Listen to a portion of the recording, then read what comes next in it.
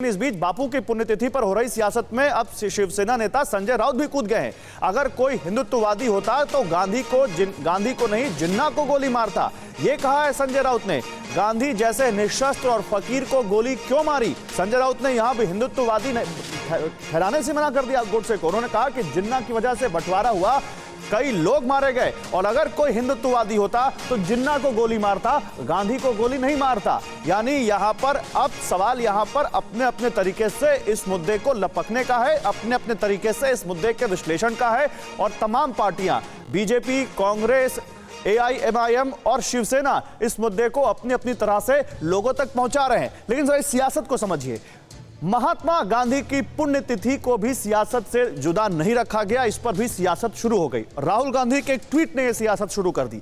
उन्होंने कहा कि एक हिंदुत्ववादी ने गांधी जी को गोली मारी थी और सब हिंदुत्ववादियों को लगता है कि गांधी जी नहीं रहे, लेकिन जहां सत्य है वहां गांधी आज भी हैं। बीजेपी ने क्या कहा?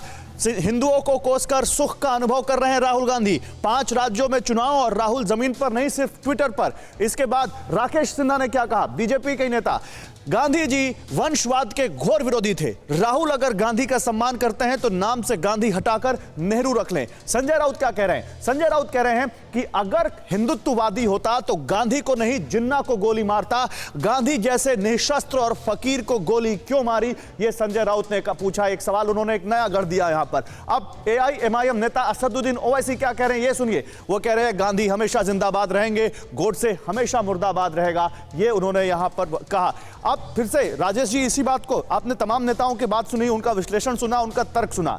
राहुल गांधी यहां पर यह कह सकते थे कि गोडसे ने मारा और गोडसे की जितनी मजम्मत की जाए कम है। बापू हमारे लिए हमेशा सम्मानीय रहे हैं, इस देश के का राष्ट्रपिता कहा जाता है उनको, और उनके सम्मान में कोई कमी नहीं। लेकिन धर्म का चश्मा यहां लगा दिया तो सियासत आ गई उसमें।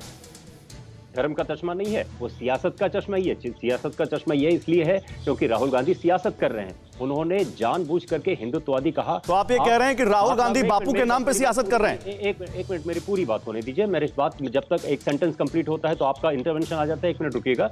मैं आपसे ये कहना चाह रहा हूं कि अगर आप नाथूराम गोडसे की किताब पढ़ें, व्हाई आई किल्ड गांधी, उसमें उन्होंने हिंदुत्व का परचम फहराया है। नाथूराम गोडसे और उनके समर्थक अब खुद को हिंदुत्ववादी ही कहते थे। राहुल गांधी के लिए आज ये मौका था कि महात्मा गांधी की शहादत के मौके पर वो उस पूरी विचारधारा को सवाल पर के कटघरे में खड़ा करे जो हिंदुत्ववादी, जो नाथूराम गोडसे की विचारधारा है। एक उन्होंने तो फिर संजय राउत अगर ये कह रहे हैं कि अगर कोई हिंदुत्ववादी होता तो गोडसे, अगर हिंदुत्ववादी होता तो गांधी को नहीं जिन्ना को मारता।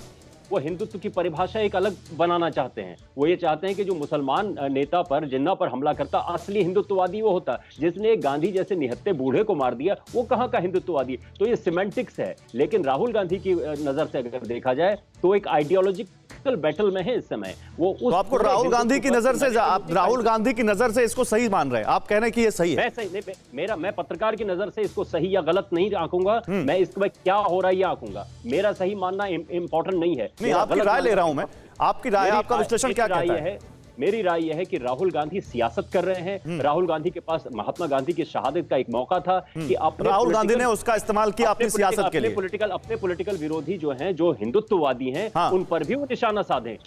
कोरोना धर्म नहीं देखता, जात नहीं देखता, अमीर गरीब, ऊंच नीच नहीं देखता। कोरोना सिर्फ मौका देखता है, लेकिन आप उसे मौका मत दीजिए। बस इतना कीजिए, जब कभी दफ्तर से, बाजार से घर लौटिए तो इतना ख्याल जरूर रखिए कहीं आपके साथ कोरोना आपके घर तो नहीं जा रहा।